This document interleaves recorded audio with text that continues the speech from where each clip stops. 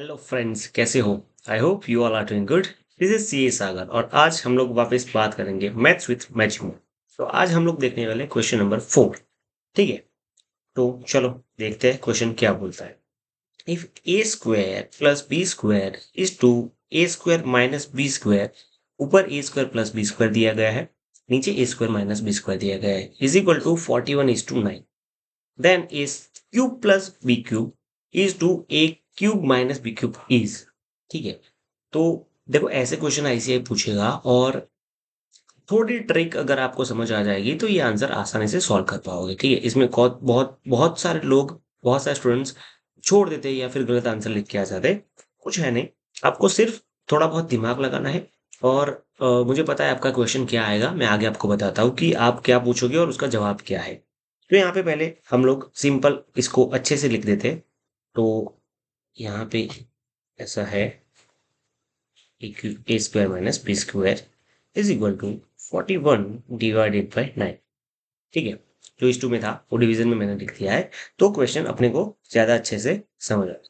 ठीक है, अब देखो यहाँ क्या करना है। यहाँ पे हमको ये देखना है, ऊपर है जो यहाँ पे ऊपर वो प्लस में ए बी है और यहाँ पे माइनस में है। ठीक है, तो यहाँ पे मैं सीधा सीधा क्या सोचूंगा कि यहाँ पे 41 है, उसको मैं कुछ प्लस करके 41 लेके आऊँ दो कोई नंबर, और यहाँ पे वही दो नंबर का माइनस होके 9 आना चाहिए। ठीक है, तो मेरा दिमाग चल रहा है कि अगर मैं यहाँ पे मान लेते हैं, यहाँ पे इसके दो पार्ट करूँ तो एक 25 प्लस 16 ये हो जाएगा, और सेम नंबर का यहाँ पे अगर लेस कर रहे हैं तो 9 हो जाएगा। तो ये स्ट्राइक हो जाएगा, तो आपका पूरा का पूरा 70% 80% क्वेश्चन का आंसर हो गया। ठीक है, अब इसी को हम लोग ऐसे लिख सकते हैं क्या कि A square plus B square divided by A square minus B square is equal to 25 plus 16 divide by 25 minus 16। अब देखो 25 प्लस 16 होगा 41 और 25 माइनस 16 होगा 9। तो हमको पता है मैथमेटिक्स में हम लोग ये चीज कर सकते हैं। राइट, अब आप लोग देखोगे तो क्या है, यहाँ पे 25 जो है और यहाँ पे 16 है, वो किसी का स्क्वायर हो रहा है ना। तो मैं यहाँ पे ऐसा लिख सकता हूँ, ये तो कॉमन ही रहेगा, A square plus B square divide by A square minus B square. ठीक है, यहाँ पे मैं लिख सकता हूँ 5 square plus 4 square divided by 5 square minus 4 square.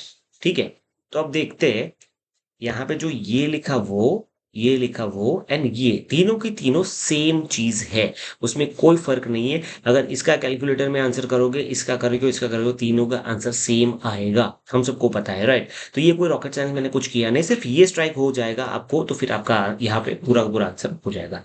अब आप देखो यहाँ पे भी ए स्क्वायर है, यहाँ 5 स्क्वायर है, मतलब यहाँ पे सीधा सीधा हमको समझ में आ रहा है कि ए इज इक्वल टू हो जाएगा 5, बी इज इक्वल टू हो जाएगा 4। ठीक है, यहाँ पे अपना सम खत्म हो गया। क्या पूछा गया है वो देख लेते हैं। ऊपर क्या पूछा है, ए क्यूब, जूम कर देता हूं मैं थोड़ा, plus B cube divided by A cube minus B cube. क्या हो जाएगा, 5 cube minus 4 cube divide by 5 cube minus, sorry यहाँ पे प्लस है, 4 क्यूब।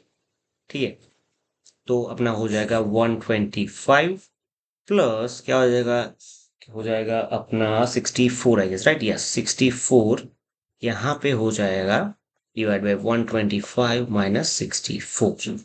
तो अपना फाइनल आंसर आएगा 189 डिवाइडेड बाय 61, और 189 इज टू 16।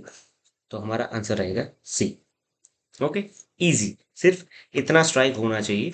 अब आप लोगों का क्वेश्चन कि सर ऐसा स्ट्राइक एग्जाम में कैसे होगा, तो बच्चा लोग देखो, जितनी ज्यादा राइटिंग प्रैक्टिस करोगे, जितनी ज्यादा सम कैलकुलेट करोगे, उतनी ये कॉमन सेंस या फिर मैजिक आपको आता जाएगा, दिमाग उतना खुलता जाएगा। तो इसका यही इलाज है कि ज्यादा से ज्यादा नंबर ऑफ सम्स आप गिनो। मैं बोलता हूँ हर रोज 5 या 10 सम गिनो, ताकि आप 10 दिन में 50 या 100 सम गिन रहे हो।